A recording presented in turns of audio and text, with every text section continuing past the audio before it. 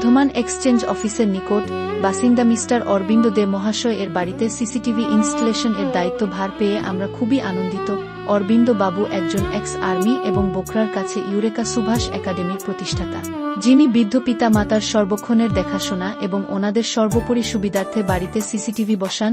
ওনার পিতা মাতার প্রতি যত্নবানমূলক সৎকর্মে কিঞ্চিত ভাগিদার হবার সুযোগ পেয়ে আমরা ওনার কাছে কৃতজ্ঞ। ধন্যবাদ জানাই ইউরেকা সুভাষ একাডেমির মাস্টার মশাই রাহুল চ্যাটার্জি মহাশয়কে, যিনি আমাদের এই কাজের সুযোগ করে দিয়েছেন।